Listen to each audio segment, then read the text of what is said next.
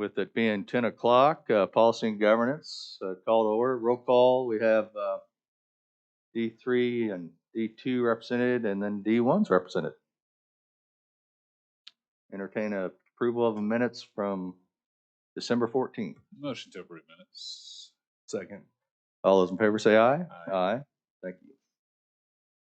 And I guess since she's ready for it, Karen, we've got a discussion of possible action regarding selection of 2021 Employee of the Year and January Employee of the Month. For Employee of the Year of 2021, we had 3 names that were submitted. We have option A, option B, and option C.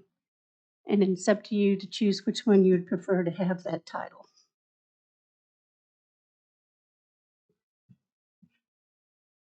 We just get one, or?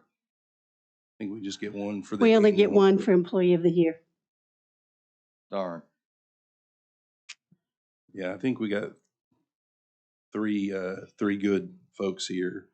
I mean, they all got Employee of the Month in the past, but if it's okay with the rest of the group, I would like to make a motion that individual listed as A would be Employee of the Year.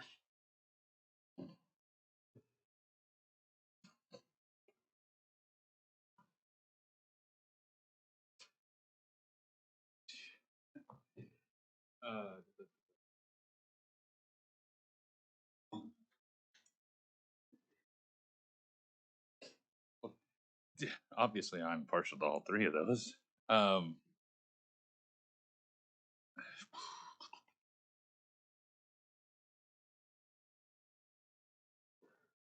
know what A would say about B, and A would say give it to B. I understand, but A and B are both exceptional. C is exceptional to me. A and B are exceptional to all of us. And that's the reason why I was looking at A. I think all 3 are justified. I think, to your point, same with some of the folks that I could throw in there, kind of like you. I think we can handle that on our, on our own. That's a good idea. I like handling that with them. Do you have a motion for candidate A? Yes. I'll second. Motion is second for candidate A to be Employee of the Year. Okay. All those in favor say aye. Aye. Aye. Now, Employee of the Month, we did not have any nominations submitted to us from the department head, so we did not select anybody to select from. So a motion to defer Employee of the Month. Correct. And I thought I'd mentioned last month, were there some applicants from December on the list that weren't picked? There was just one. If you wanted to pick him, I can go get his sheet and we can revisit that. But I didn't hear from any of the department heads. I think they're very all in another world right now, trying to deal with COVID and illness. I understand, but I think it's also a time where people are able to kind of set themselves apart and show, the efficiencies that they can get done working in tough conditions. I think that we need to make sure that the department heads, as well as those up here, understand that this is serious. This isn't just hey, we got kind of a cool little thing going. This is something that this board has adopted, BOCC has adopted. We've set budgetary parameters to be able to fund this. This is serious, and we need department heads to take it seriously.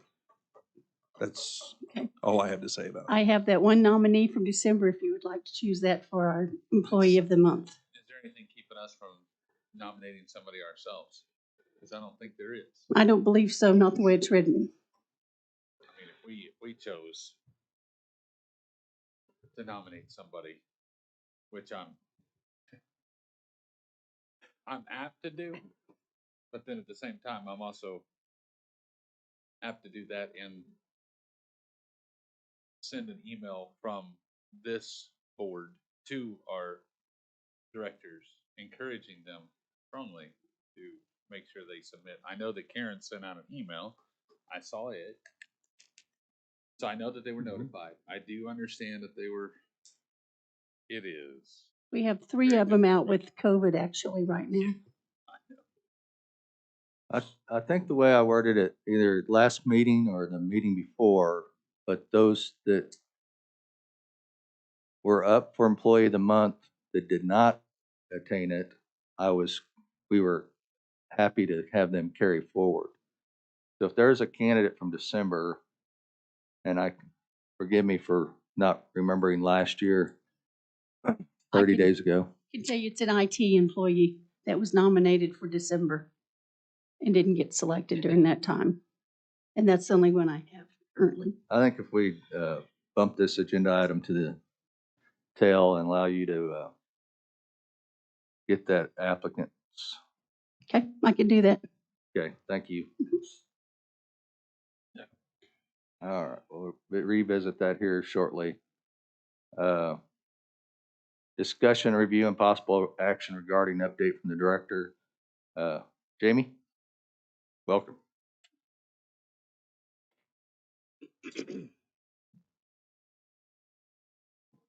Hadn't had an opportunity to attend the last couple of meetings, so I thought I would give you all some information.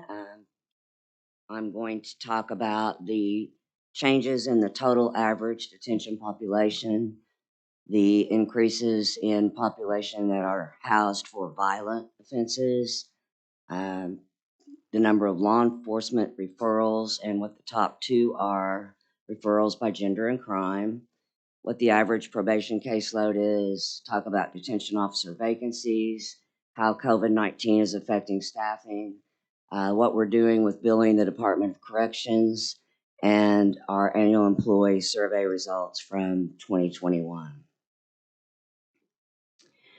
So the average monthly detention population, what you're looking at is October 20 through December 21, and we've experienced a 31% increase. The average in October was 42 and jumped to 55 in December. We have 59 today, and today our January average is 57. How many, when we do detention officer per detainee, what is your breakdown? And are you statutorily required to have a numerical breakdown? We do have a numerical breakdown. It's 1 to 12 or 14, I can't. Okay. So On the day shift and the swing shift, but on the midnight shift, it's 1 to 7. But the way we staff is not officer to inmate. Right. It's based on units that are open. Right. This shows the percentage of detention population that is charged with a violent offense that included the use of firearms, and how that has changed over time. 86% increase from November of 2020 through December of 21. On December 29th of 2021, 36 kids were in detention for 1 or more of these type of offenses, and 16 of the 36 were charged with murder 1 and 2. So obviously there's a big increase because of the November 1st change, but just to kind of show you how the population has really changed. Our average length of stay is also dramatically increasing from 44 days last year to 78 days now, and it's for the same reasons. On December 3rd of 2020, we only had 2 residents that had been housed for over 100 days. And December 29th of this year, we had 12. So it's a big increase. Is that a backup in courts or? The violent offenders that we're getting, it's taking a lot longer to get through the courts, yes. So on the December 29, 2021 number, the 100 days. I'm assuming since the law went into effect November 1, that's not that they've been in your detention Right, it for includes 100 days. It's Pawnee. going to include prior to you. Yes, sir. And this is just another way to look at it, except it provides you a breakdown of crime. The white column is 2020, and the orange is 2021.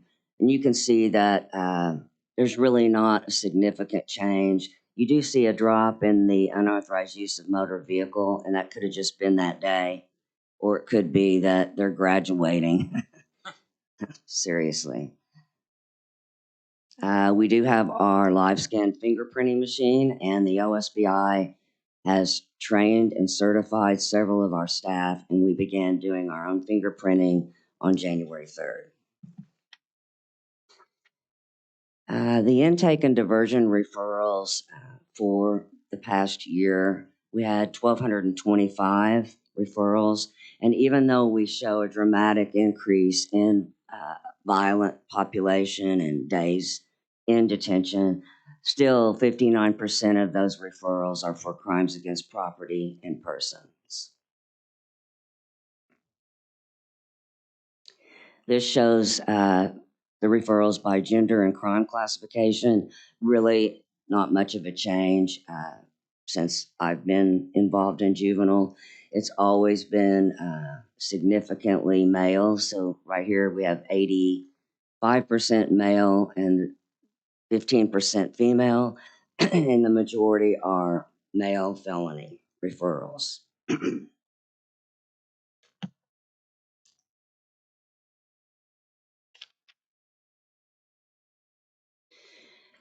During calendar year 21, our average probation caseload size was 19.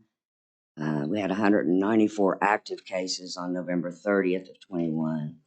We have 11 probation officer 1 positions out of general fund. And in calendar 21, we averaged 8 of those being filled. This shows detention officer vacancies starting in July of, actually, yeah, this is just the last 6 months. I don't know really why it jumped so high. A lot of that, well, I will say, I kind of know. The 15 new positions, we're still behind in trying to keep those filled. And we are finally, I think, making some headway. We started an academy on January 3rd with 16 cadets. So that reduced our vacancies to 9. So now we have less vacancies than we had new positions. So we're making some headway. We have gotten a couple of resignations, but we have more people in the pipeline getting ready for the next school. So maybe by next month, we'll break even or even make a gain. So how is COVID affecting our staffing? On January 3rd, we made the change with the revised CDC guidelines and went from 10 to 5 days. If on the 6th day they're still symptomatic, we've been requesting that they go retest and that they contact their physician to see if they should return or not, just because we really can't afford to have people out 10 days, 3 days waiting on a test, then another 10 days, particularly if they're not symptomatic. We have been fortunate that this Omicron is not affecting people as significantly and as long term. We haven't had anybody except for one nurse that hasn't been able to return on the 6th day. So that's good.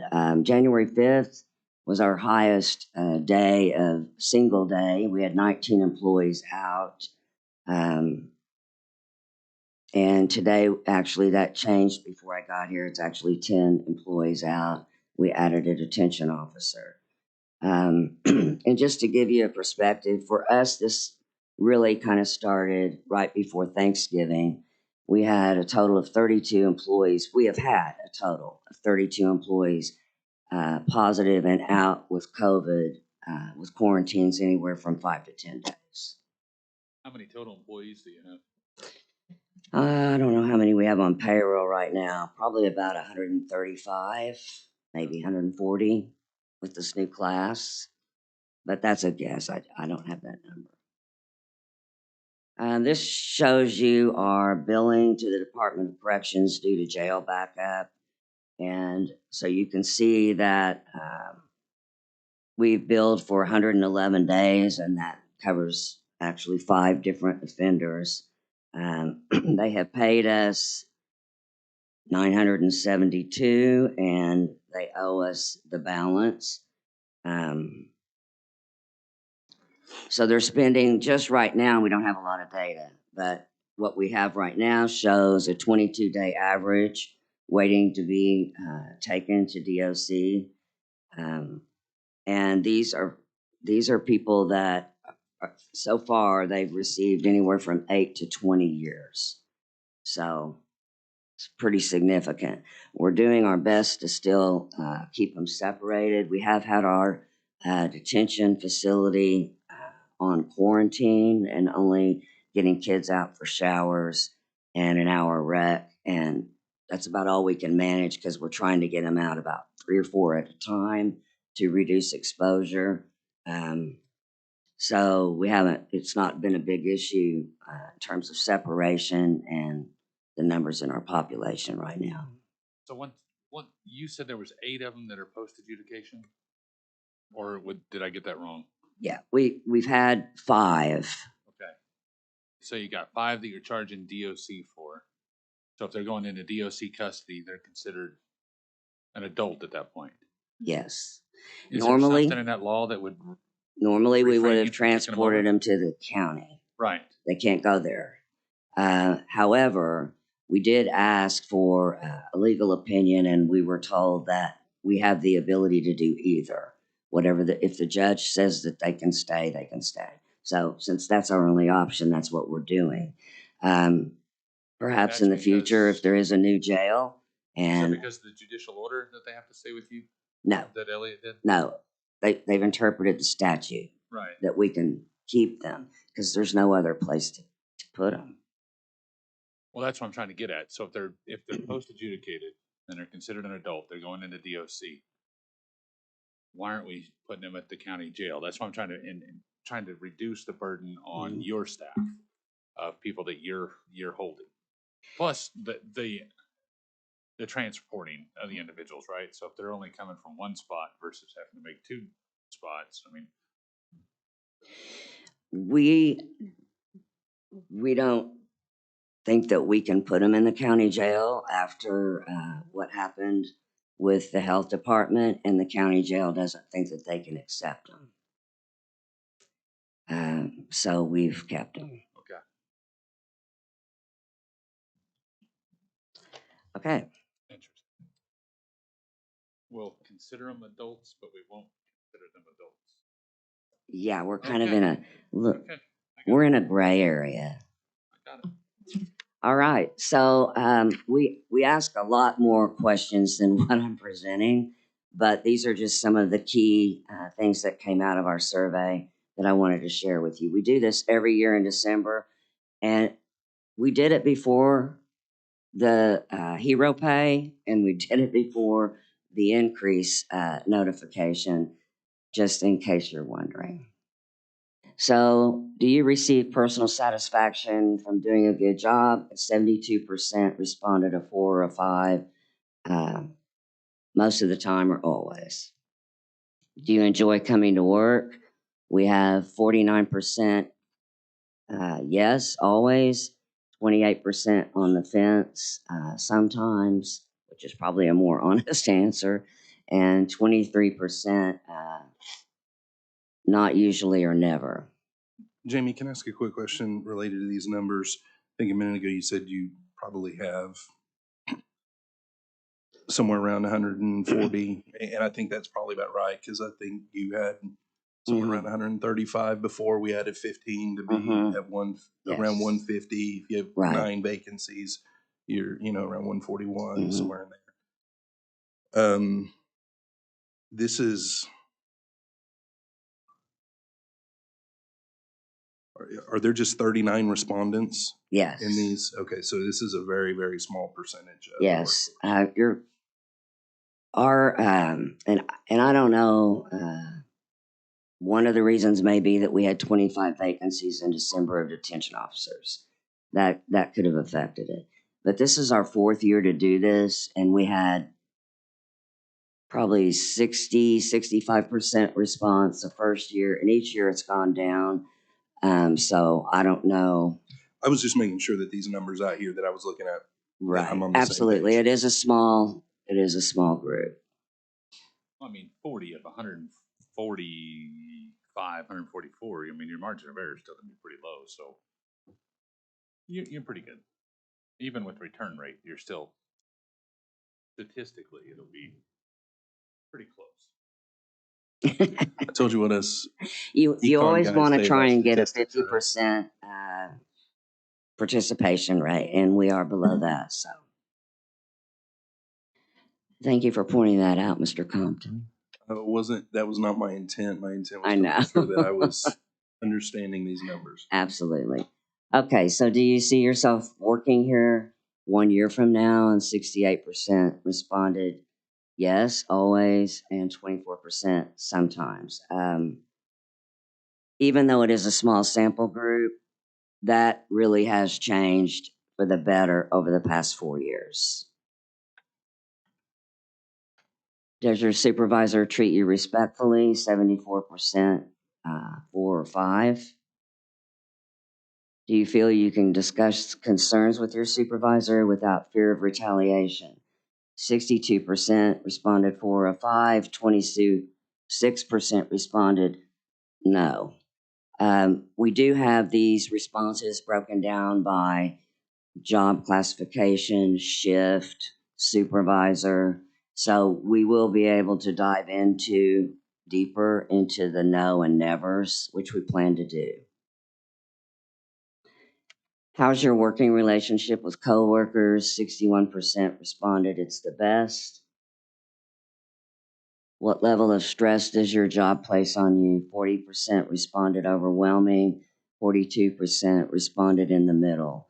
And again, we need to have some focus groups to talk about what overwhelming means to you, because overwhelming to me means something different probably than some of the people that responded. But it's just a good thing to say, okay, that's something we want to learn more about. I know if I was working in that environment, just in that field, right? I've been over there several times. Nothing about leadership or anything like that. I'm just talking about in that field. I think I would probably be in that middle to overwhelmed category as well. That is a very stressful job. I know that we have mental health providers on contract, and we've talked about various things for the population out there. Is there an ability for our staff that works out there to utilize those same resources that we have out there to help manage these overwhelmed, stressful feelings? I know those that have county insurance, we've got resources. If you're not on county insurance, you still have access to the EAP, the 3 free visits. But if you are on county insurance, then you've got access to Revis, and then there was a new one that we brought in last year. But I'm talking about kind of in the moment there. Is there the ability for them to receive some resources? I would say yes. We've had a lot of employees access Revis and participate in the counseling programs and stuff. And if we have an employee, it's more difficult, I think, for detention. But we have had employees, not many, who have had a situation that they were experiencing at work that was an off-work situation. And we sent them and made the referrals and let them have the time off to go. So we make it available, and we do have a lot of employees that have access to it. I need to get that attachment off the I was going to ask that. if you post that flyer up, because that flyer had Yeah, I need to what get they are, that. who they are, how to Right. contact them, what they can do. I So, need to, I made a note to do that Okay. yesterday and I forgot to, but I'm gonna do that and I'm also gonna send it out to the email. But in your industry, is there anybody that you know that, I know you do ongoing training to help, people learn better, whether it's, how to deal with, difficult situations, whether it's violent situations or whatever, you have your staff constantly trained in those areas. Is there in your industry, do you know if anybody has mandatory where in that, instead of going and doing training with somebody that's maybe looking at use of force or something, where they actually sit down with a counselor? Well, what we did in the adult system is, and we implemented it at juvenile, is every time there is a critical incident, which is any type of use of force or injury or anything like that, we do a critical incident review. And it may not be that day, sometimes it is, depending on what's going on, but it will definitely be the following. So those occur in detention. They haven't occurred anywhere else. So Bruce will set that up, make the arrangements for the entire shift to come in, view the video, and have an open discussion about what they could have done better or whatever. Bruce wasn't here when it happened, but we did that. We've been doing that now for about 4 years. And it was another administrator. We had an employee kind of break down and become very upset after rewatching the video. And that's one of the ones that we gave time off and made the referral. There's probably some kind of training in terms of facilitation that I could look into that might be good, might be helpful for Bruce to have a little better, what do I do? This person just broke down. Okay. So that's you. a good suggestion. Thank you. Do you feel safe at work? 80% responded that they do. And at the end of the survey, we have words that they can choose that they feel best describes our culture, and they can choose as many as they want. And so we report the words that are selected the most and the least. So you see up there, and I told you how many times, because that gives you a better feel for what I'm talking about. Any questions?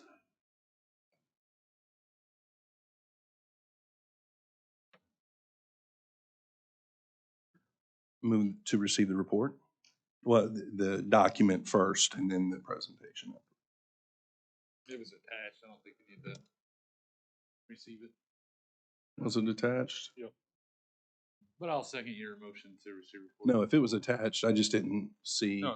What I was saying. It wasn't. Oh, I thought it Yeah, was. I don't think it was attached. Ah. She just handed out. I think I got a motion and a second to receive The document documents. Document and report. all in Yep. favor.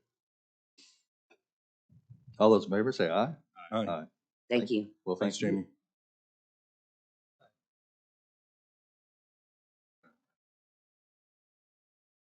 Discussion possible action regarding Oklahoma County Purchase Card Pilot Program. Anyone from purchasing today? Good morning. Good morning. Revisiting this, it's been 6 full months that this program has been live. The Board of County Commissioners approved the pilot program in February. We went live in July. That's how long it took to get everything implemented with the bank. And we've had payments since September. We've had a total of 15 transactions. We had, the first month was 1 transaction, then 2, then 3, then 10. So it's been good. It's been utilized. Lots of travel. Right now, your pilot program has airfare fees, lodging, event registration fees, and then fees associated with permits, licenses, and certificates. Generally, these are required to be paid by card. And what you've been doing so far is reimbursing employees for those things. So we've been able to eliminate a couple of those things that have popped up in the last 6 months. However, there have been a few requests from departments reoccurring that I've had to say no to. The P card pilot program does not cover this. No, you cannot use a card, and you'll have to either wait on your purchase. No, you can't buy that, or departments are finding other ways, and it could be through personal reimbursement that they're obtaining these needs. So I'm bringing those to you today. The three that have been kind of ongoing are one that actually most recently is a state or federal mandate that is required to be paid by card. And the HR office has effective July, I think it's January 1, they are required to pull a federal report for employees with a CDL license. And this report validates this license through different criteria that they're able to pull. This is required for all new hires, and they actually have someone now that they need to hire that has a CDL license, and they have to, or they're required now by a federal mandate to pull this report. You can only pay this report online with a card. So we've been working through that, and my goal today is to bring that to you to see if that is something you would like to be included in the purchase card pilot program, to be a specific or general in that area. Another one is online subscriptions. This could be much like your Adobe Acrobat subscription that you have on your computer, or a subscription to other softwares. I'm working with IT a lot on these, but the county clerk has had them. Maybe it's their website fees that they have to carry on, that they pay by credit card for. Generally, these are personal reimbursement that we see come through. They're not paid by card. And the third one that has come up more than once through different departments is online education materials. Generally, it might be an article that they would like to purchase, or maybe it's a book that they would like to purchase for a registration class or a training class that they need. And these are a lot of times an electronic format. It's not an actual book that you go to a library and buy, but it's an online book or a PDF or something. So those are the three things that have come up multiple times over the last 6 months. I would say 5 different times that those three things have come up that I've had to say no to. Just to give you aware, haven't had any other items that's kind of out there. The one that we did talk about yesterday at the BUCC meeting, rapid COVID tests. Thursday and Friday, I was working with Jamie's office as well as the county clerk's office. The need was urgent. It was last minute, and we were doing everything we can to source to get them what they needed. Jamie has been working for a period of time to make sure she has these on hand. It just came to a point where she was short, supply is very low, and she was in a dire need. By the afternoon of Monday, our office purchasing was able to identify 10 different vendors that either had them or didn't have them, so we can monitor kind of what the market is doing. And we did locate a vendor much cheaper than our initial quote, and they only took purchase orders. So they did not have to have the use of a P card. So that was helpful. Well, they took purchase orders, or they would have to be wired payment by check in advance. It was check or PO. So that worked very well. It was a vendor that we have on contract also, so that was helpful. And we were able to help with those needs, county clerk and juvenile. Even though that was taken care of on Monday, I don't know what the market can tell us over the next 2 weeks with COVID supplies, materials, equipment, tests, and there is still very much a supply and demand issue that changes daily. Our vendors are telling us, even yesterday when we were getting these quotes, this quote is for today only, and I can't tell you if it'll last for the next 3 hours. So I just want to put you on notice on that. But the BOCC did approve that the rapid tests be available to us. That was at 9:30 in the morning, and then by 1 p.m. we were able to finalize everything with this different vendor. So it's all very much a timing issue, and things change over the course of hours with these types of supplies. That's all I have for you as an update for the P card program. I would encourage you to maybe consider adding a couple more things to the pilot program, but that's totally your call. If you want to see certain thresholds or milestones before we get there, we can make sure those reports get to you guys. Mr. Chairman, do you mind if I ask a couple things? Before I do? No, go ahead. Okay. The 3 items you mentioned, for instance, the CDL report, how often is that pulled? That must be pulled at the time of hire. So, oh, I'm sorry. We have to go and check all the CDL drivers once a year now, the clearinghouse. We'll have to do who's currently hired once a year, and then any new truck driver will have to put them through with the hiring. Sounds to me like this hasn't been of great occurrence in the past, but it will be in the future due to bringing it up January 1. Yes, it's a new mandate that just passed.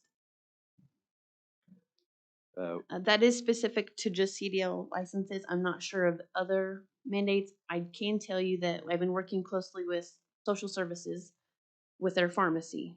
That is a state licensed facility, and their fees, their technicians, all of that is state mandated of what they have to do, and every bit of it has to be paid online.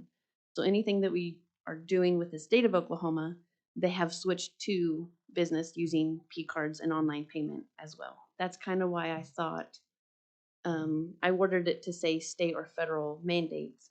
I don't have specifically what those are. I can bring them back to you every time we have one. The only one right now is the CDL licenses, but you can be as broad or as specific as you'd like. Well, then the software items, that's kind of a checks and balances with those individual departments. Education materials, could that be anything from the engineer to my office to,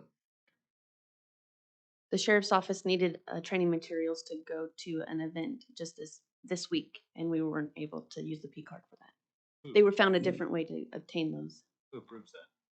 The P card purchase? Those expenditures, yeah. Who decides? So Yep, this is an online material that would be justified so a for the department. expenditure. Oh, For using that card, who decides? so there's two things that I ask every time a department wants to use a card. One, can you get it by using a PO? So that's my first question. And if they can, generally doesn't fall on here anyways. But the other question, if it is required by card, we usually look at it together, where we go to the website, and I haven't had a situation where I've had to rely on a department's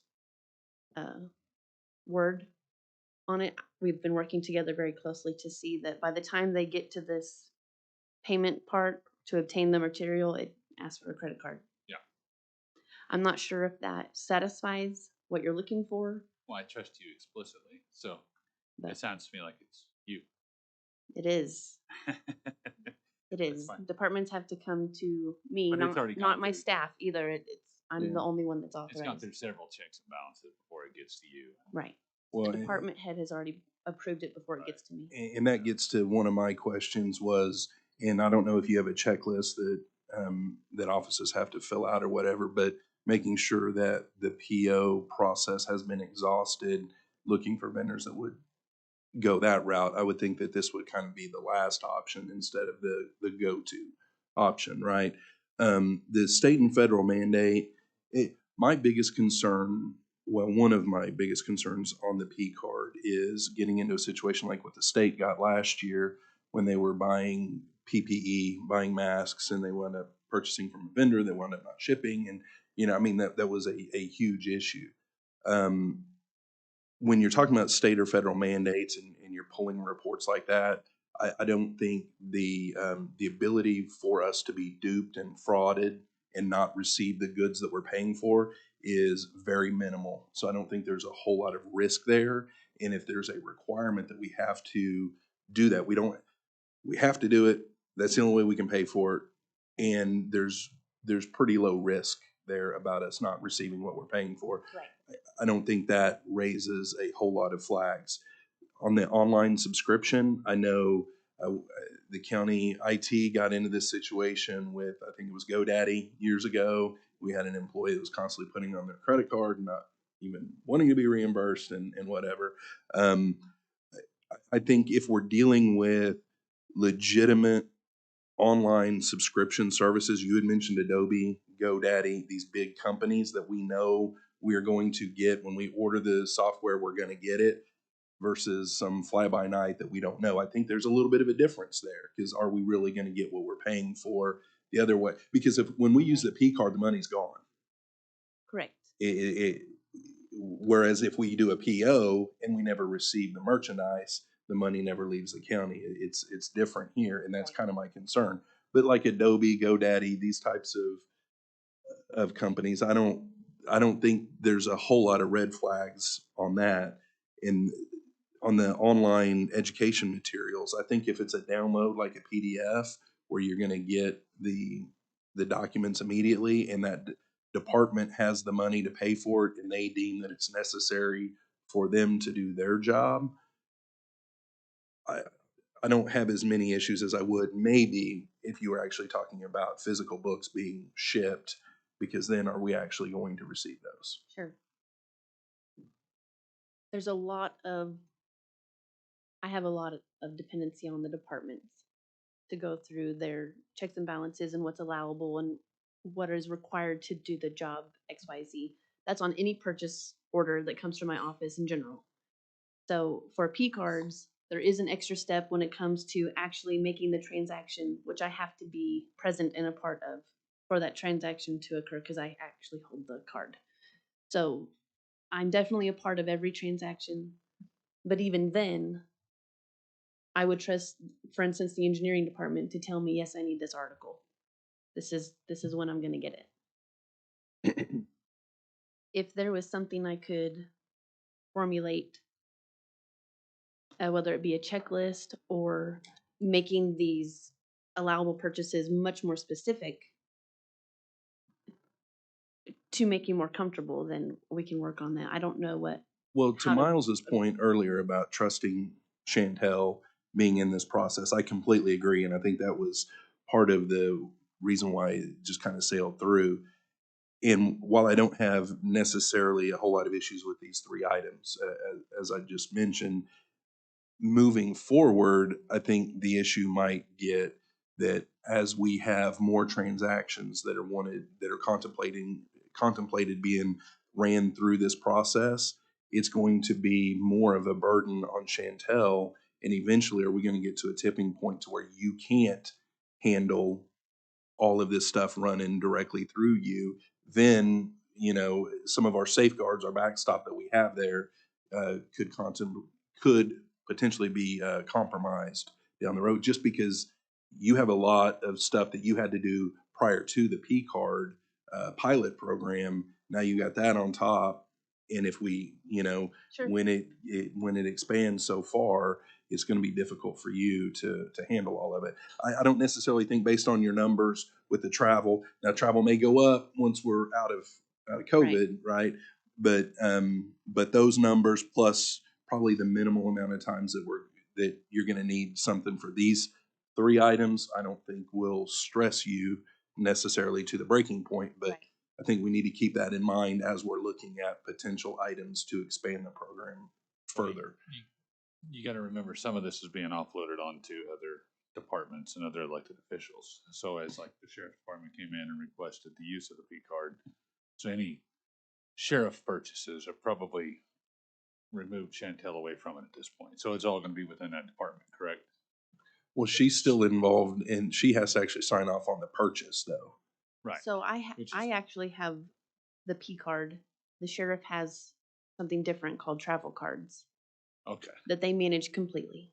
Okay. Yeah, that'll be a different program. Okay, so that's It's a completely different program. The Okay. sheriff's office use of P card still flows just as if you or Cody okay. needed anything. I understand. Well, these three are fine with me.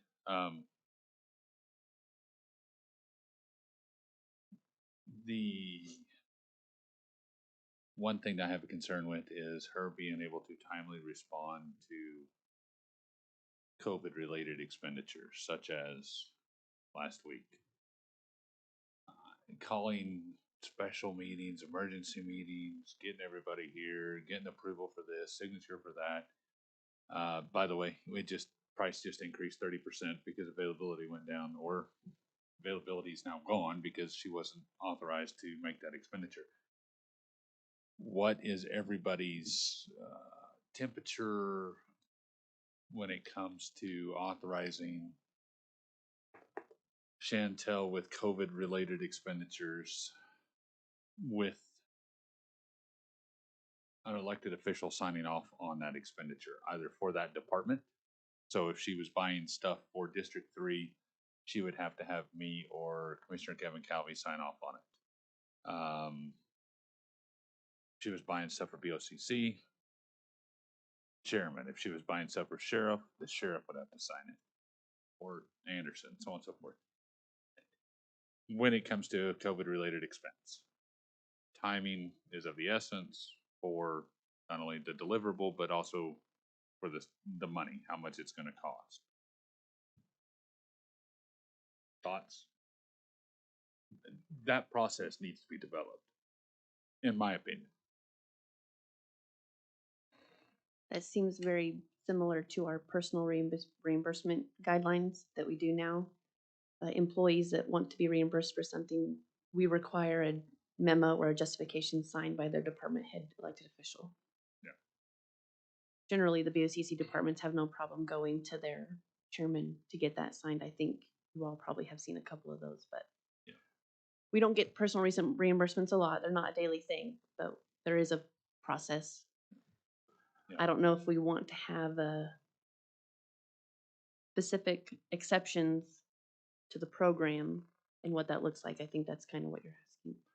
Miles, I will say, to me, every decision that's made, when I'm looking at decisions, it's a risk versus reward situation, right? There's risks inherent in just about anything that we do in life, but you look at the outcomes that would or would not occur but for that decision, right? And sometimes, if your reward is higher than your risk, then you take that risk. And so I understand that's something that needs to be looked at here.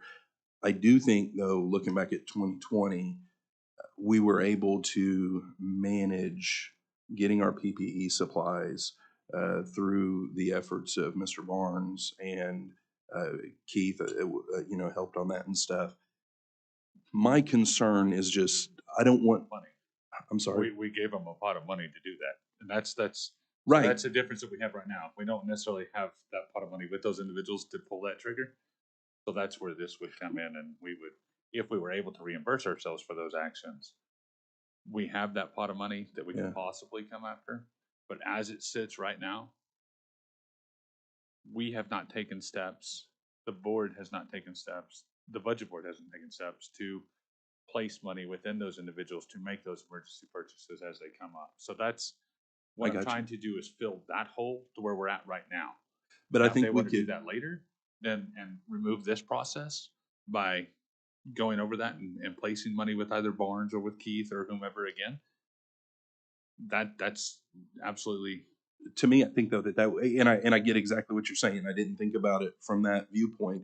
I think that we could fill that hole though by maybe moving some general fund reserve money into an account, just like what they had to respond to COVID with the CARES money, and then we're using the PO process. We're going through, they're able to respond immediately, and we know we got what we paid for because we got it prior to payment.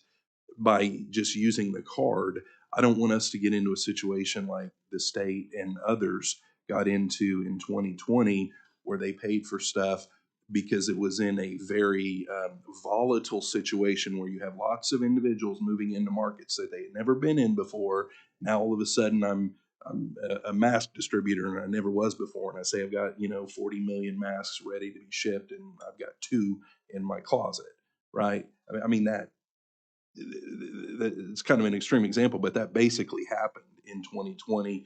And I think with some of the panic and everything now, I'm afraid that we're still going to be dealing with some of that, where people are going to be selling items that they really don't have, that they don't have the controls in place to make sure that their inventory is going to meet what they're going to ship.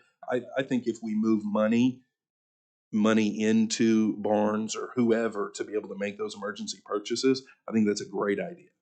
Why don't you all consider, I think Miles makes a very valid point, why don't you consider defining the types of purchases related to COVID that are eligible, such as gloves, cleaning materials, mask, etc. Right, whereas somebody's not ordering computers utilizing this process. So if you define what it is that's eligible, I would have comfort in being able to Yeah. get on board with this. I So mean, that, there's But I think we in can my do. mind, there's only a couple things that we're really going to chase. And there's, we still, tell me if I'm wrong with this. When we use the P card, we still have to use an approved vendor, correct? I can't just go out and say, hey, Michael Taylor Shipping XYZ, they've got 40 million. So the P card program, you actually are required to have a purchase order in place Okay. before you swipe the card. So your vendor still has to go through AP to be entered into Munis in order to set up a requisition, purchase order in place. Now the vendor may not ever see that purchase order because they see a Visa card or a MasterCard. Right. But our procedures are that has to be in place first. But that's still not really vetting the company. You see what I'm saying? Well, they do have to supply a W-9 form, so they have to have a tax ID number or a federal EIN. They have to have that information given to the clerk's office. And if it's a service, we ask for maybe their state license, depending on, this is just vendor processing, not necessarily P card because it's not applicable. But we'll ask for their state license or copy of their company insurance. Those documentations are asked pretty frequently. So let's do, I think Joe made a good point for COVID related expenses. So spitballing really quick, PPE would be one of the ones that I'd want to do, testing materials. And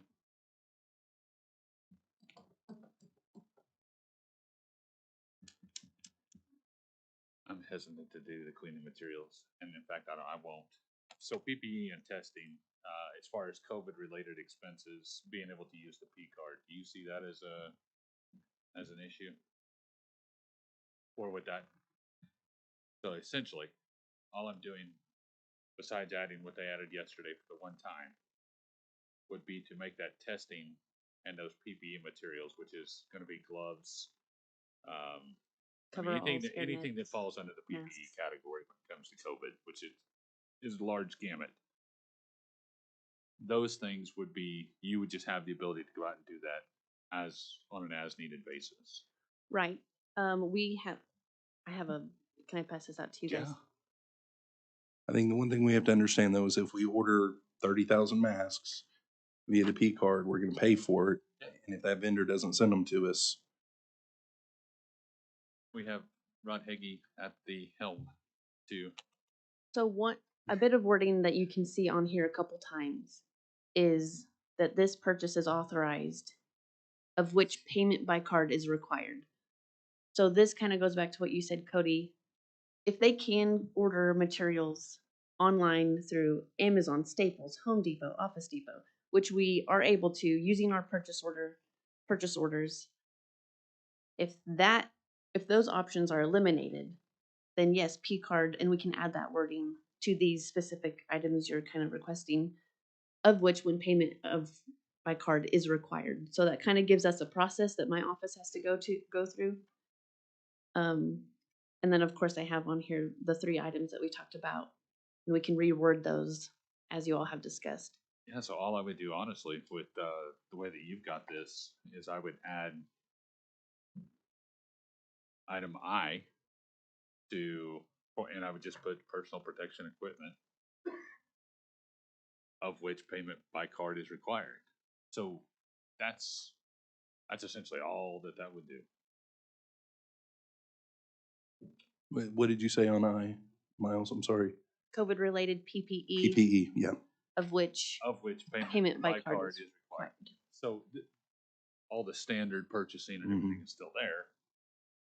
It's just if we were able to, if we needed to, and had the ability to use a card to expedite shipping, reception, save money, whatever.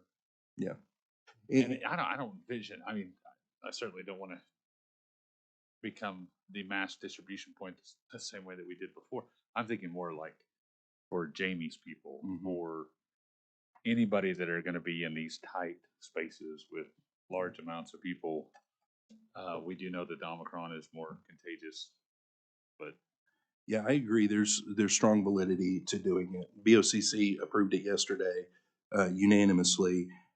I'm just saying. I guess what my whole point is not a you know to poo-poo the idea at all. It's just yeah. so that we keep in the back of our minds as we're looking at the process. And you did this here recently, even though we have the ability to use a P card, you did lots of research to try to find a way to do it without using the P card. And not only were you able to find a workaround solution, you got a better deal on the product. So that's kind of what I'm getting at, is just that I think we need to bear in mind the risks that are involved in trying to mitigate those as much as possible as we move forward. Sure. Also understanding that we're in unprecedented times and we need to be able to kind of move with the technology that's available to be able to respond in a timely manner We're only risking $5,000 Correct. at a time. Limits are still Well, in it's only place. $10,000 limit on the Right. entire card. Correct. So Yeah, and it says per cycle, so that's on a 30-day cycle. That is correct. Yeah, I got you. So we'll just do this. Let's make a motion to approve the changes as listed on Amendment 1 of the document that Chantel has passed out to us, and include item I, which would be personal protective equipment, of which payment by card is required. Miles, what do you think about receiving this document first, and then we can have a motion to approve the document and add the item I? Either way. Motion to receive the document Second. and a second. All those in favor say aye. Aye. Aye. And then now his motion on what he just stated. Adopting this document with adding letter I for the COVID-related PPE, of which payment by card is required. And I'll second that motion, Miles. Have that motion and seconded. All those in favor say aye. Aye. Aye. Hey,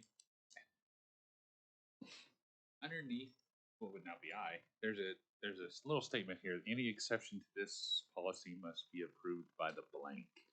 So Are you asking for something? there, no, or- this was related to what you had mentioned earlier Okay. about when you're in an emergency. So I would probably ask you to take that off of the amendment, since you all didn't approve an emergency purchase process. In the event there's an item not listed and somebody says, I really need to use this card for XYZ and I have to right this second. That has not come up That's until the rapid test, and we happen to have a special meeting that we could have addressed that. and that was my point earlier, is who is that person? Is that so I don't really want to take this off, because here's why I don't want to take it off. We know what our problem is today. We know that we went to adjust to COVID. We just made adjustments for COVID. What's tomorrow? If you could tell me that, I'd rather you pick stocks and let's go make some money. But we don't know. So I think this is as vital of a point of this document as any that we've put in it so far. Because in my opinion, it should be the BOCC chairman, whomever that is. If we're trusting them to sign other documents that sell property and do such and such, we just don't know what we don't know, right? We don't know what and again, this program it's limited to $10,000 if there's a zero balance, and it's $5,000 per purchase. I mean, we're not Totally your call. risking the county's future. And I've got, again, I neglected to Right, thank you. highlight that, so, well, yeah. but that is not part of the original policy. That was added to be discussed. So,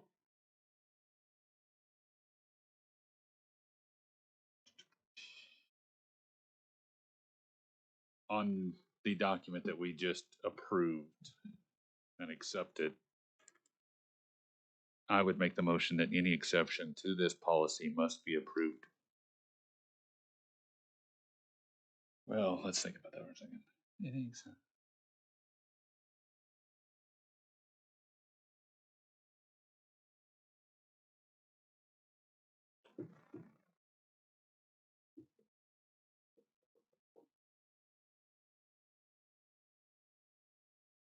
That's probably not worded right.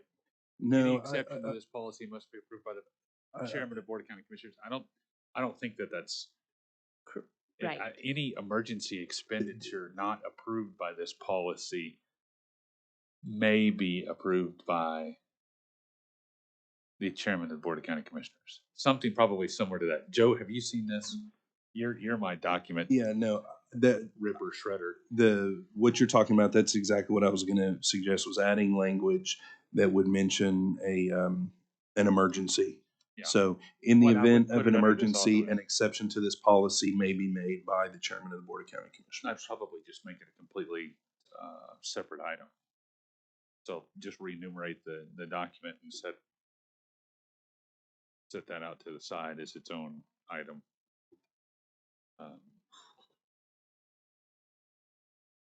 As item J, No. No. When I say re-enumerate, I mean like it would be item. I see. It would be Six. item 5, and we would just push item 5 to 6. That would be the Yeah. re-enumeration.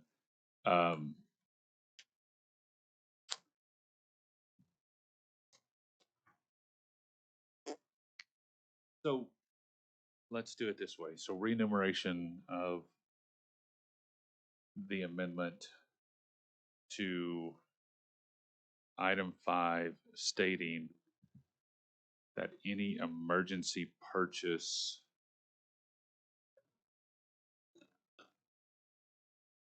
In the event of an emergency, a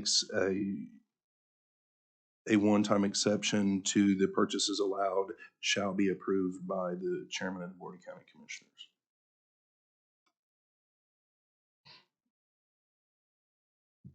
I see Joe's pen working. I think that would probably suffice. Legal opinion, do you see any issue with saying it that way? Because I don't want to limit. Okay. All right. Then I would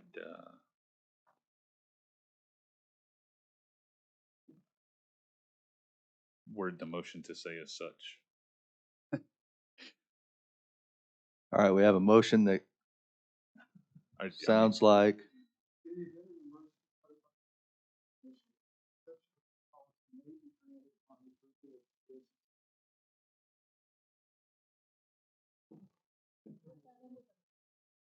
yeah, please say that in the mic.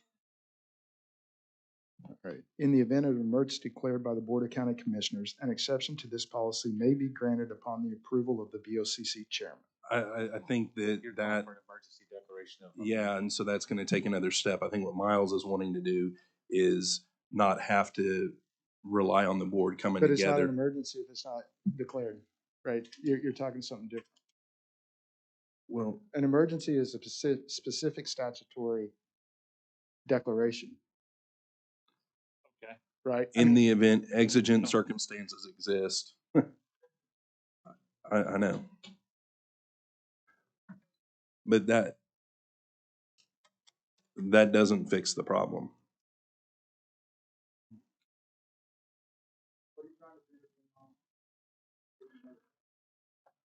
well, let's walk through the scenario. We had to purchase items that required a purchase from a credit card. And then we had a special BOCC meeting to approve that. And then at the end of the day, we ended up with a vendor that had a PO process. But we got those ordered. Yes. But now let me walk through that. So that meeting, did that allow you in the next event where we need to purchase COVID testing, we can go out with this card and go do that if need be? My understanding was the Board of County Commissioners added that line item to the policy. Okay, so here out, that particular item we can purchase via the card. Now, Correct. I heard earlier in discussions, there were some times where IT had come to us, and I think after one or two emergency meetings, there might have been a statement where those directors, under their direction, can go ahead and make decisions, and then we can worry about it on the back end if we decide that was the wrong decision. So in that scenario, if we have scenarios where we need to make, and I think Miles was alluding to this, if the purchasing director needs to make a decision under her preview, but then this document only allows for certain things, A through H, and now possibly I guess the wording needs to be, as this director, as the purchasing director deems. I think that would put the purchasing director into a very, very tough situation. Well, the IT directors were, Well, so currently, as I had mentioned before, when it comes to personal reimbursement, I don't have that authority to tell an employee whether they get to be reimbursed or not. They have to go through their process of superiors and also getting a written statement signed by their elected official now, if that was in to then place, come to me before I approve a purchase order. I don't know if that's appropriate to apply to this, but that is a current process that is in place. so if something like that was in place,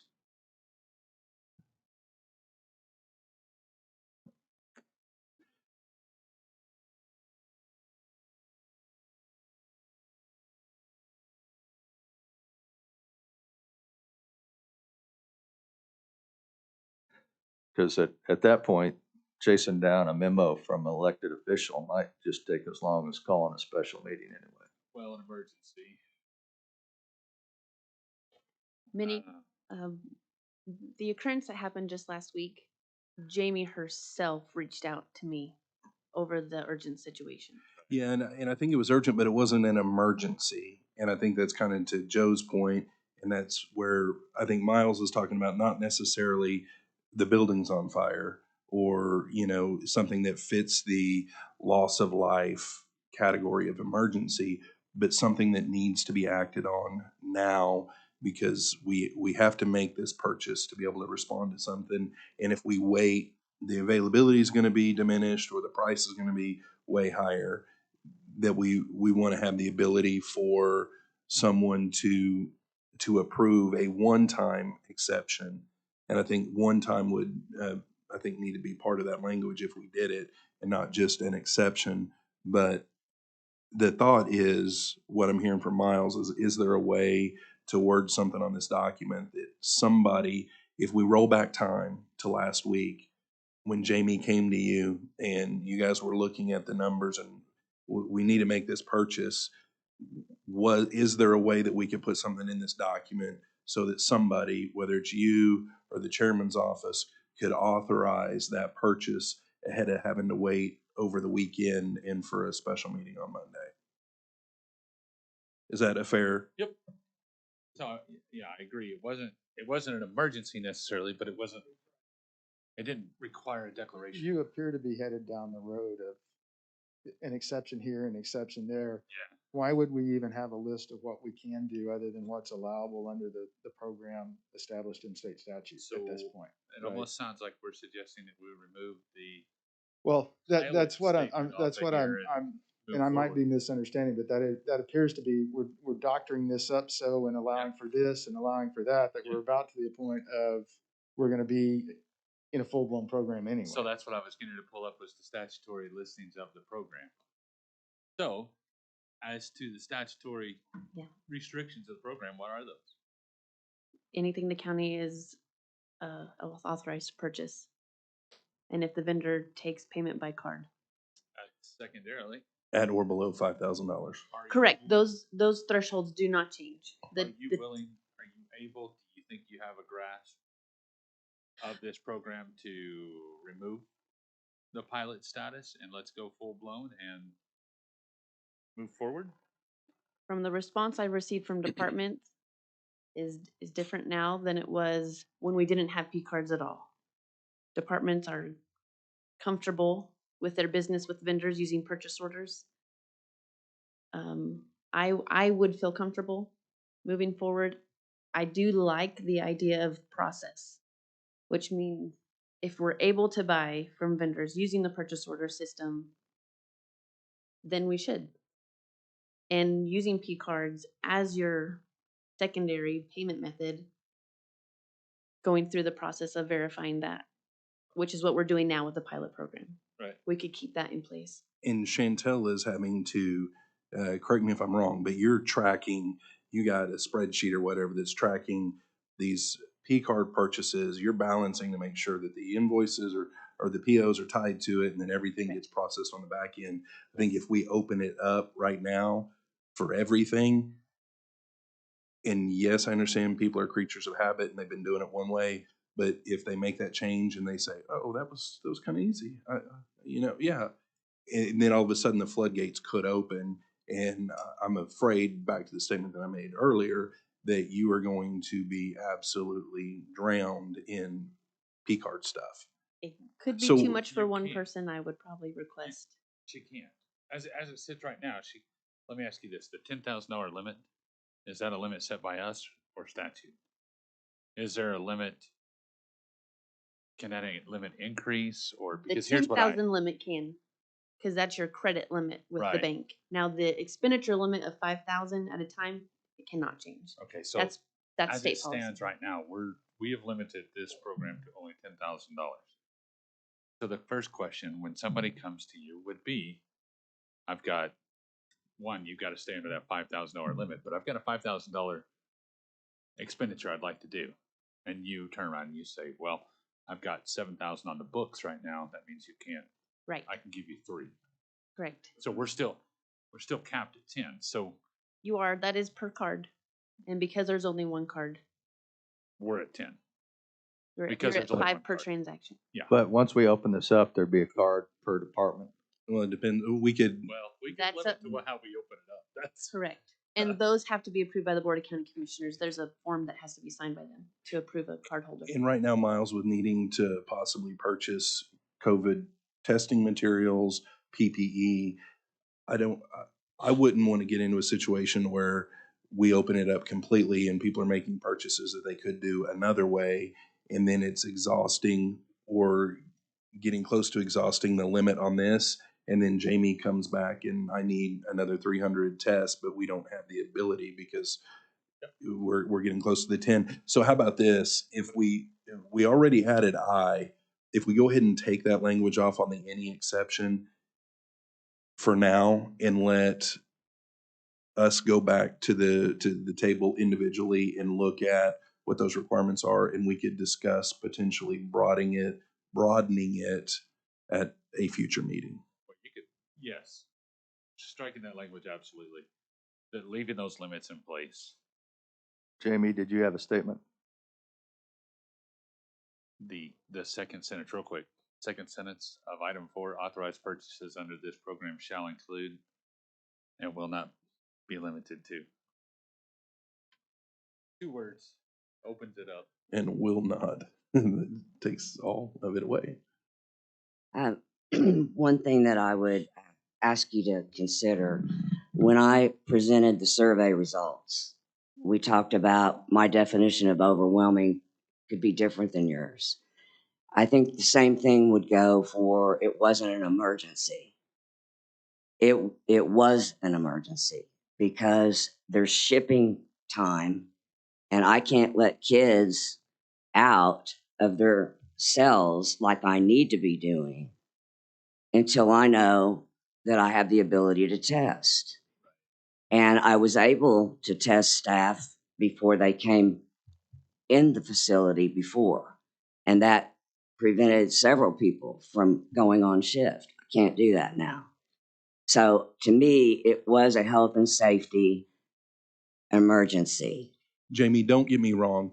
I agree. My definition of emergency may be different than Chantel's. I'm not talking about whether it was an emergency in your mind. I'm talking about the statutory definition of the county declaring an emergency. There's actual language that has to be met to be able to be an actual emergency. It doesn't mean that it's not something that we absolutely need to take care of immediately, but it still may not rise to the level of the statutory definition of Okay, emergency. well, let's not use that word then, but let's consider holding department heads a little accountable for part of this process. I mean, that's part of what I get paid to do. And if I'm screwing things up, even though the judge is the one that has to fire me, we all know that it just takes a phone call because she has very little day-to-day knowledge of how I'm operating, how I present myself in these meetings, what I'm doing with my budget. You all are the ones that know that. And if it's problematic, you're going to let her know. So I would like to have a little bit more responsibility, and the decision is I'm the one that you're going to have a problem with. So are you asking that we would take the pilot program off and give you your own P card to make? No, I'm not. I'm just saying, let's open it up a little, set a limit. Well, that's There is a know. limit. So that 10,000 and that 5,000 are there, and that I mean, set a limit of things that I can decide this is an emergency. And I've worked with Chantel and we couldn't find anybody else. And I need to do that right now. So I can do that up to 2,500 or something. I wouldn't even. I'm just I wouldn't want saying. to limit you on that. I understand what you're saying, but I wouldn't want to limit you on that. The removing the authorized purchases, keeping everything the way it is. Authorized purchases are basically listed in the sentence before it, where all authorized purchases shall be for official county business. I think that's pretty easy. But then we go in and we say authorized purchase under this program shall include, and then that's where we're limiting everybody currently. Now, what we just did was expand it a little bit. What we're talking about now is removing all of those that we've authorized you for, and then you're still limited to $5,000 purchase. You're still limited to a $10,000 cap. There's still only going to be one card, so there's still limits. There's still training wheels on this program. We've lifted the training wheels a little bit to learn our balance here. That's sort of what I'm hearing. I could be off with that, but I think if we open it up, the $10,000 limit and the 5,000, if we just stay with the one card and we just open it up completely, then, there's a potential that, that District 1 makes a request. We get to Chantel first for a $5,000 purchase. Michael, you come in right behind us and with another, and then it's soaked up, and then nobody else has the ability to be able to utilize the P card program because we've opened it up. I think having it limited to certain things right now, it makes it so that everybody has an opportunity if they need, because we're talking about things that not necessarily we wish we could use a P card on, but things that we have to. These state and federal mandates, we have to use a card on those. We need to make sure that the credit line is available to be able to utilize it when those items are needed. how often do you go through this process that you're having to require a card that we're not using a PO for? Not very often, right? Is that what you were probably? Part of this is, we've been now dealing with this COVID situation for 18, 19 months. The supply chain issues are not a new thing. Those are things that have been since the onset of what we've been dealing with. Part of my responsibility as a manager is to make provisions and plan ahead. Now, I understand that we can't always do that because of the nature of what we're dealing with.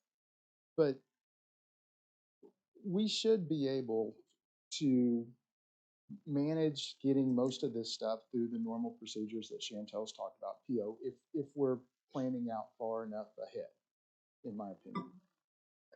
Again, I'll go back to you're at the point of making a decision. Do you keep the policy as it is with the things that you've added, or do you open it up and then you make the decision as to whether or not we're going to have one card countywide, or we're going to issue cards to departments and elected officials, etc. Lastly, some of the discussion. I would encourage you to put in here the language that I proposed, even with taking out the exception. Because in the rare instance that there is an emergency situation, the board needs to act quickly, and perhaps where it's a weekend, recall the flood, and we need to be able to get certain things. Having that card may be beneficial in order for us to begin to take care of the things that are necessary. So I would encourage you to, as you talked about, take out the language, any exception, put in here the language that I proposed, and I actually, to tighten that up a bit, would also put any approved purchases with this exception shall comply with policies and procedures established by the state auditor and inspector and applicable state law, just to lock it down. But you're at the point of making a decision. Open it up, leave it as it is, count on our department directors to plan ahead a little bit, knowing that that won't always be possible, but that's my opinion. All right, we've had a pilot program it's been operating since September with 15 transactions. Do we go another? Yeah. With these added E, F, G, H, and there was an I. My thought would be to continue that as a pilot for another, and I don't know if it's months or transactions. To me, I think it's the transaction count versus the months, but But I also think Chantel, she mentioned the items that she's encountered that we need the card for. So I think if we've already added I, and as we move forward, if Chantel will relay back to policy and governance and ultimately BOCC, those items to which people come to her needing the P card, and if we need to expand it for those items, then that's fine. But everything else, if you can use a PO, then we should be using a PO. So Chantel, I'm assuming, is hearing from everybody that are having problems making purchases because their vendors will not allow for a PO. They're requiring a credit card. So let's continue to monitor those individual transactions that occur throughout the county that require credit card and cannot be used as a PO, and we can add those as we go. Instead of having it ever open-ended, it doesn't need to be open-ended because we can use POs just like we always have. But if something new arises, not like the COVID testing where we had to move quickly, but if somebody mentions it to Chantel, she can come back to us next month and say, hey, by the way, I had court services come to me and say they needed to make this type of a purchase and the only thing available is a credit card, then we can add J. Because ultimately that's all that matters, is that we have the ability to use the P card on things that require a credit card payment. Well, and kind of to that point, if the BOCC decides there's an emergency, they declare an emergency meeting, they can also declare that, or they could ask to where we could use a P card for whatever situation once a meeting is Right. opened up. So, yeah. So, motion to strike any exception to this policy must be approved by the blank.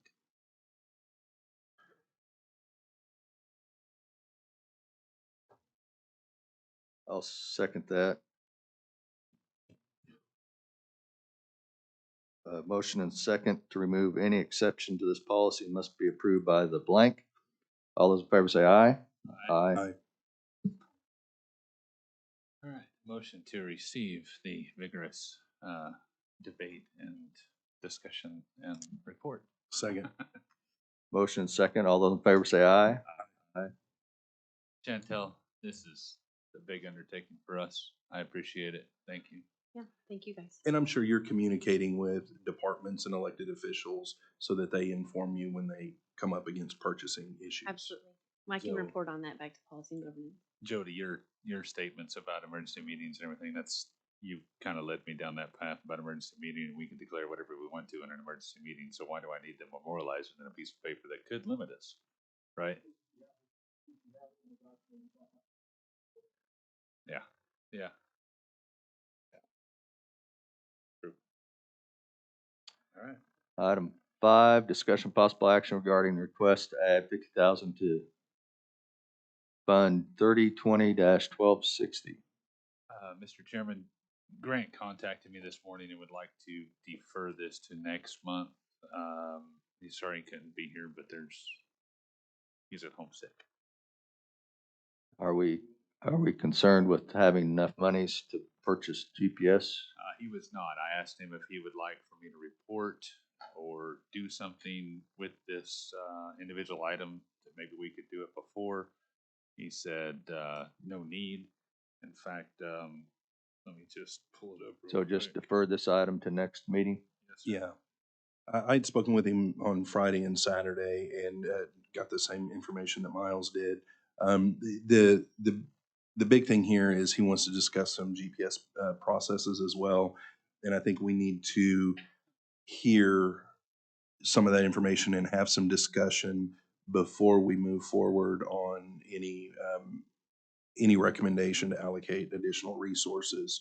I had indicated to Grant that if he does run short, I can always call a special BET to discuss it. But this isn't even on for BET discussion. So All right. If I didn't hear it, entertain a motion to defer this item till next meeting. second. Motion second. All those in favor say aye. Aye. Item 6, discussion review and possible action regarding update from the Director of IT.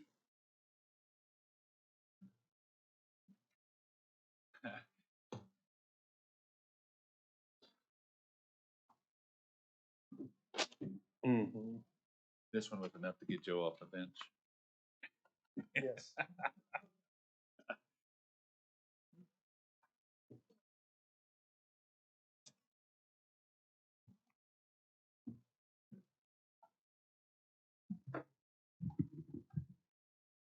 Good morning. What I've handed you guys is slightly edited, mostly grammatical and copy edited from what was attached to the agenda item. But this is the first draft of the telework policy that our department has worked with HR and county clerk's office to draft.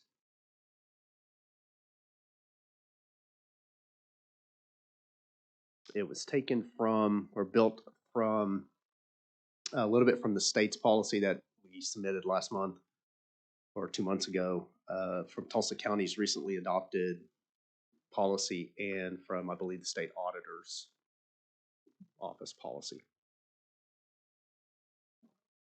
Didn't you pull some from OMES?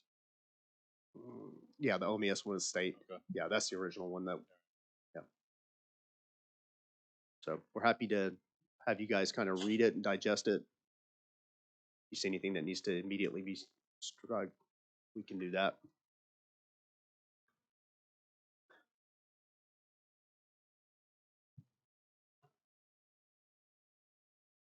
How do you want to do this? Well, I mean, before you start shredding. Yeah.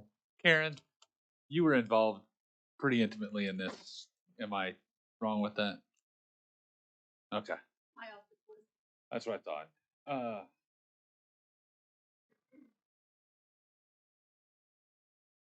I was just gonna say, hanging out at the back, we're probably gonna have some questions here that, shoot away, Joe. All right, so it's a county policy. However, we have 8 elected officials. The board is responsible for some departments. I think there needs to be some recognition of that in the language here as to who's responsible for determining which of these employees are or are not. Okay. Ideally, similarly situated employees across the county would be handled the same, regardless of whether they work for one elected official or another. But we do have 8 elected officials, so I think looking at the language to make it clear that it could be the department director, you, Right. who have that responsibility, or an individual elected official, say the court clerk, if it's the court clerk's purview. Right. That's one thing the document, I think, needs to reflect. Administrative leave shall not be granted for an employee doing telework. What's the reasoning behind that?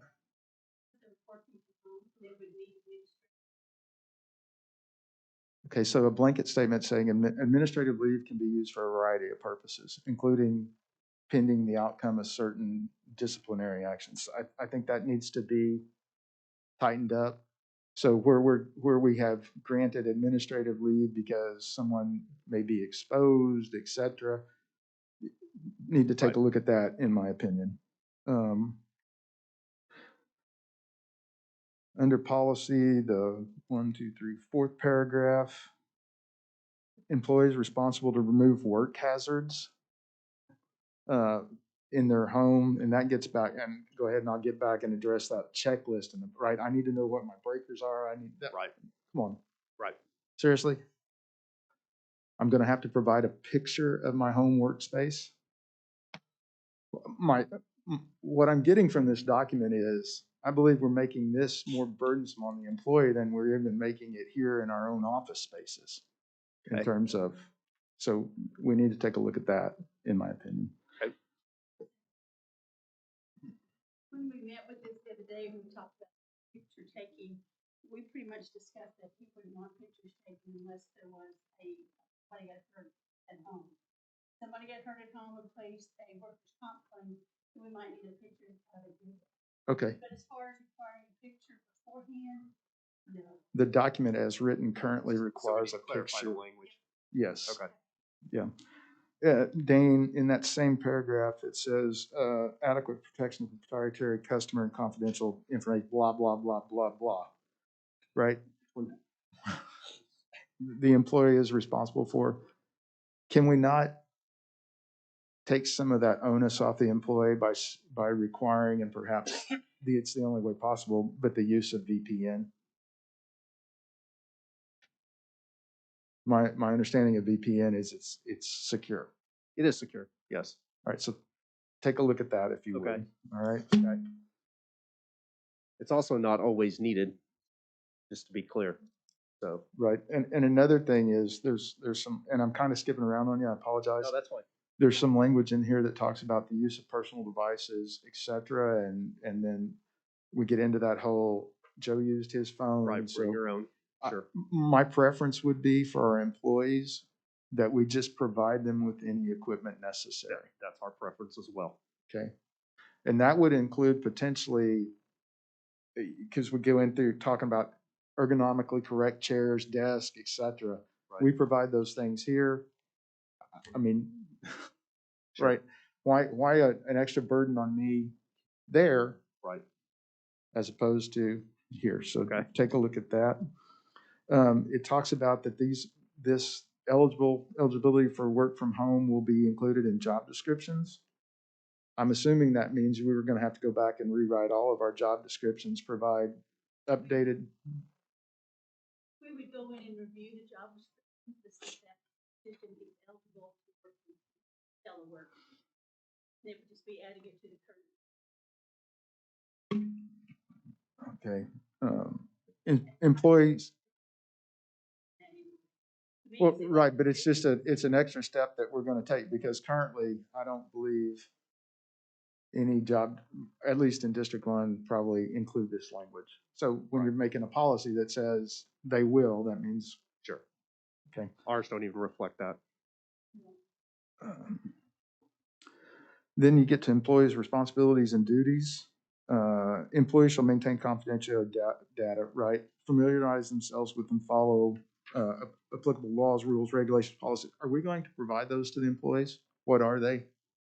Will they be given to them? What number are you looking at, Joe?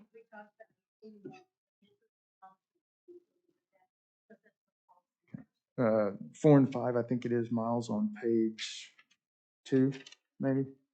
2 and 3. That also, I think it's 6 that takes into consideration that why don't we mandate our employees use, we issue county-owned equipment. Down there in safety requirements, a picture of your workspace will be required for participation. That's the one we talked about.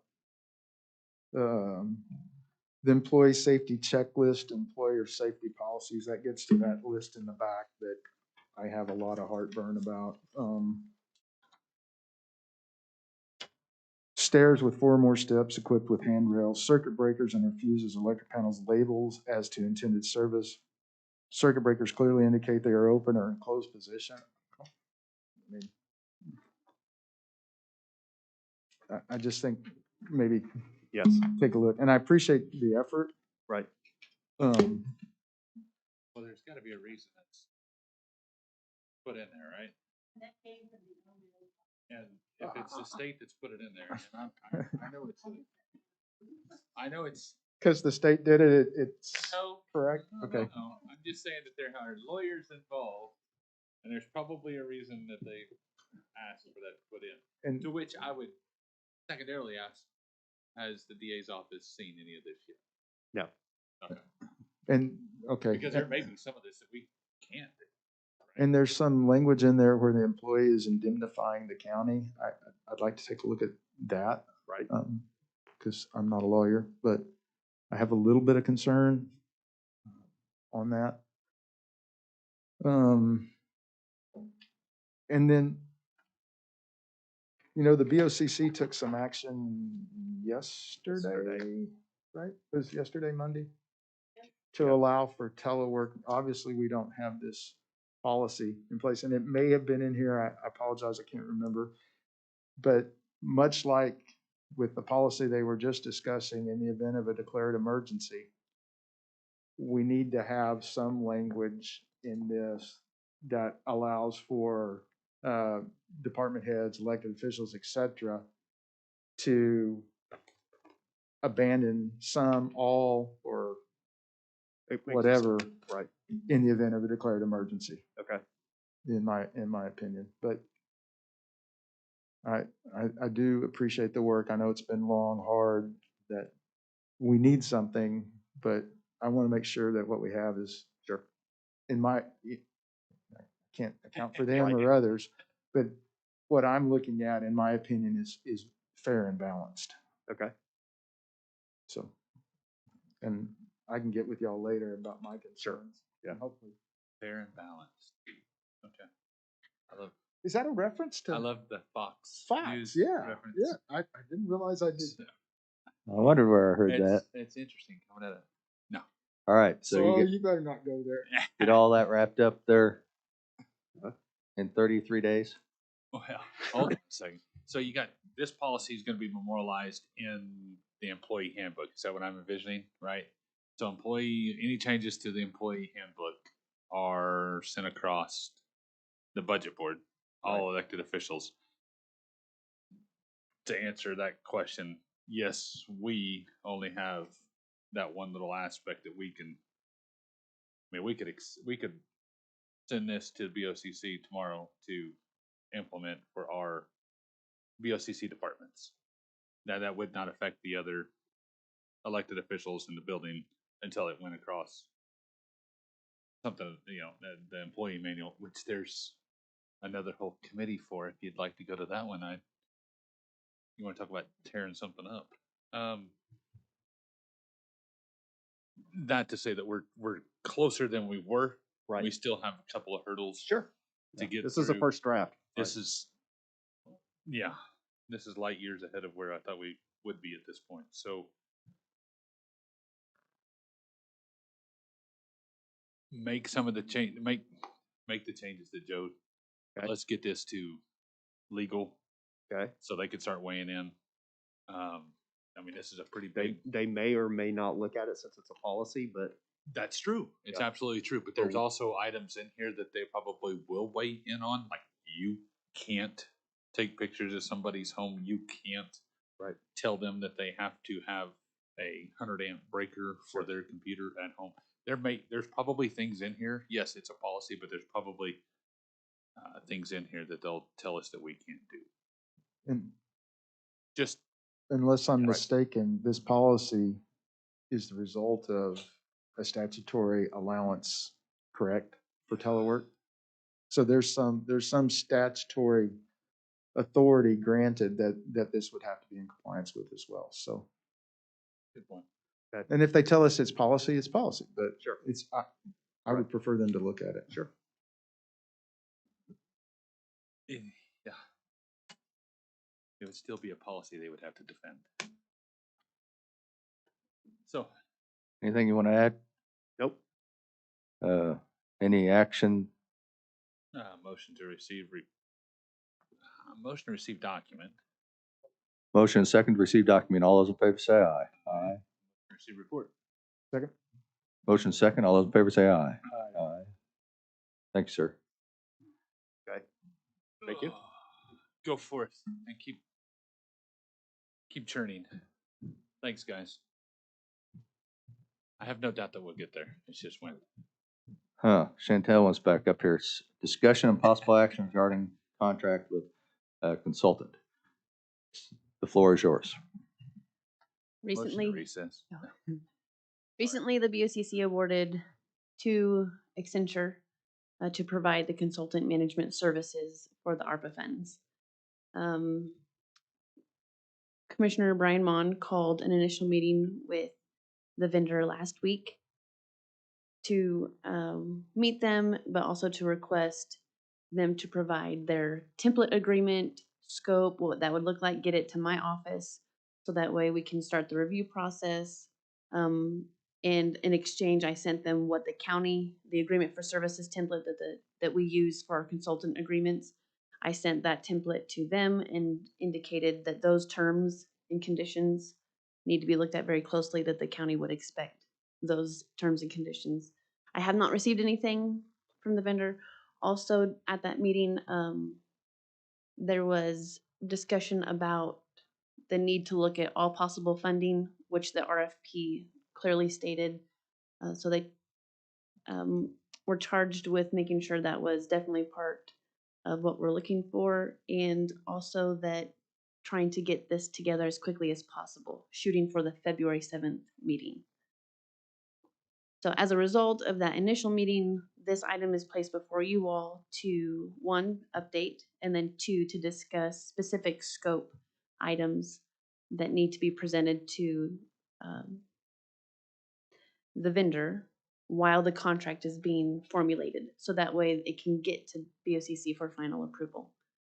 This is kind of like the in-between middleman, if you will, the policy and governance in my office, and I'll be happy to portray whatever you all would like to the vendor. Did I understand correctly that you asked not only from the vendor for a template of their normal agreements, but also a proposed scope of work? I did ask if they, because they've done this work before internationally, if they had a general scope and they had the RFP of what our requirements were, if they could send that. They didn't say that they did. They said they would look. But I was asking for something that we could start looking at, that I could bring to you all as a starting point. Right now, our starting point is what's in our RFP. My preference would be that they would provide us, whether they have a template that they use Sure. or it's something that they create, that they would submit to us a proposed scope of work so that we can then review that, Okay. match it up to our RFP, and that we can all have input going forward on ultimately what it is, what services they'll provide. So that would be my preference. Okay. Yeah, our RFP was the beginning of what we want. Right.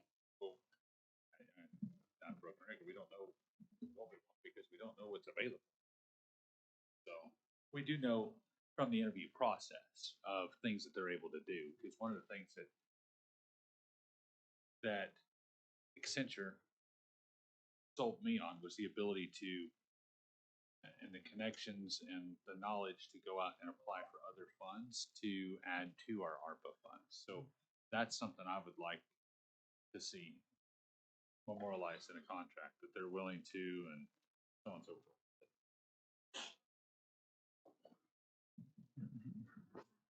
Sounds fair and balanced. Okay, any other thoughts? Sounds that way. Hopefully it is. I haven't, Mr. was- Trumbo had a question or statement to make. great. I think maybe we should adjourn, right? Second, I would After just all. say, because of the open meetings process, if all three of you want to participate rather than adjourn this meeting, you probably just need to recess it every day until That's you get brilliant. until you get this scope laid out. Because if you're wanting this done fairly quickly, and I think you do, you're going to have to deal with it more than once a month. Stacy, I think that's a great idea. to that extent, when do you recess it to?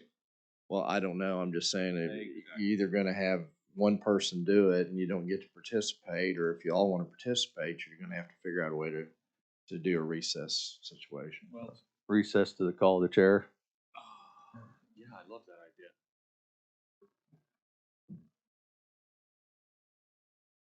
The problem is we've never been able to do that before.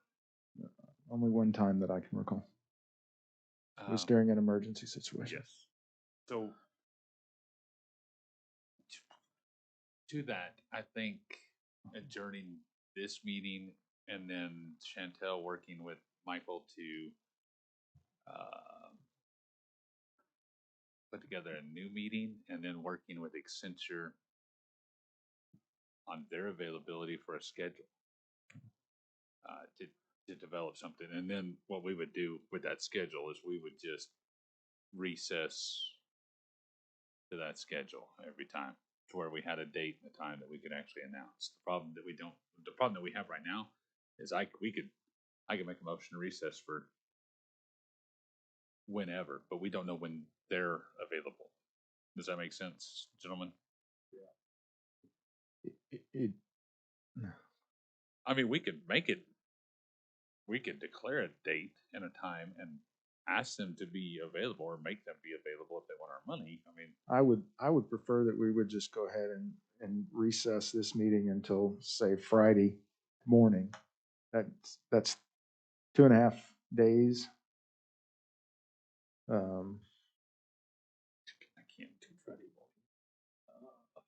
morning. I spoke with them, the last I spoke with them was Thursday, the 6th, and so the 13th would be a full week since I requested a template agreement and scope.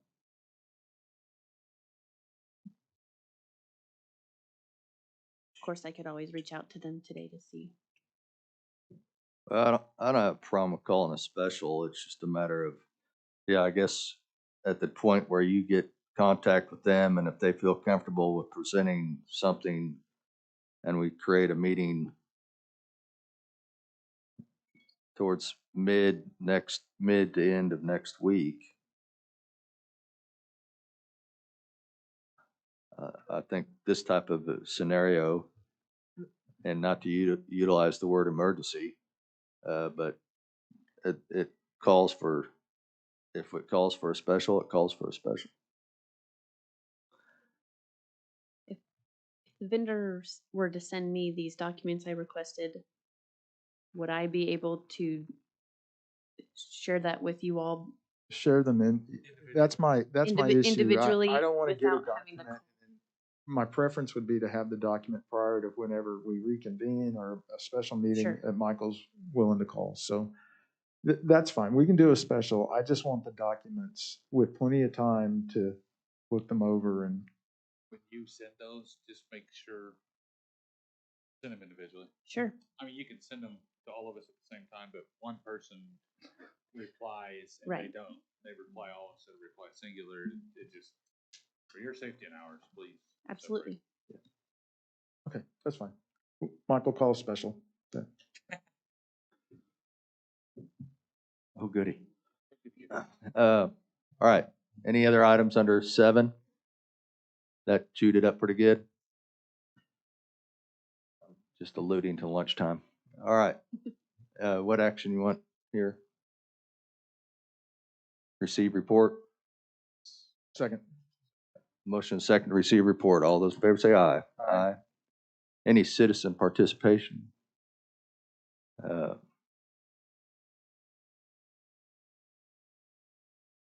Well, what? You have something under new business? Remember, there was number.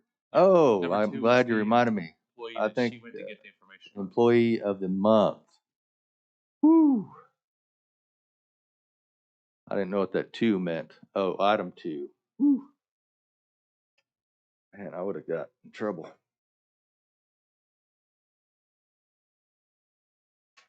Thanks, During KK. the civil break time, Just saying peace. the department head reminded me that he got one in late. Looks like pretty bad. Being on there. We now have an A and a B. Oh, good. But I've got, you have 2 of the same? Of course he did. Yeah, I'll trade you. Okay. You have 2. Yes, ma'am. now I have 2 of him. Here. Okay. Here. Send this over. I need to hand something over? Yeah. Just give it up. I need a B. I'll make a, Thank you. I'll make a motion for option A. Well, in this, employee of the month would be 2 items, right? 2 people? You could, yeah. You could just select option A and B. Yeah. Yes. Which I would So now you have an option A and an option B for January of 2022 employee of the month. amend my motion to recommend to the Board of County Commissioners the employee of the month be option A and option B. I'll second. I have a motion to second for option A and B. All those in favor say aye. Aye. Thank Mr. you. Chairman, I'd like to make a motion to adjourn and go to lunch. I've got. I have a clarification Oh, question. shoot. How can we Table. have 2 employees of the month? That's what we have usually, isn't it? Yes, you're correct. Never mind. I just had a senior moment. Whew. Yeah, I was like, wait a second, we just. Is that what you wanted to correct? You want something else? What do you got?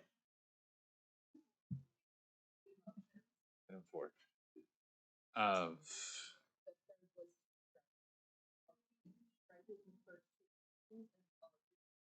The striking the one line that's a that good. had, I gotta find that document. I think the easiest would be that the first 2 motions died for a lack of second, and the third motion, which would be to strike the language altogether, was not only seconded but approved. What? You Yes. have a motion, you have a motion to add I, Oh, yeah, we did the motion to add I. but also a motion to add, Yeah, you had a motion to accept the yellow, yep. then you had a And motion. include I. Right. Chairman straightened To it out. receive, okay, good. To receive the document, add the information, add Chairman I, got it. and then the third. And I'll We'll be get you a fresh discussing this for the document. next 45 minutes. I'm gonna let Cody come back up because I wasn't here. He's the Dungeon and Dragons master. All right, so we got this. Any board comments beyond what have already been commented on? Thanks to Mr. Compton for taking care of me. No. And any new business before this? Seeing none, entertain a motion to adjourn. So moved. Motion is second. All those in favor say aye. Aye. Lunch is in order.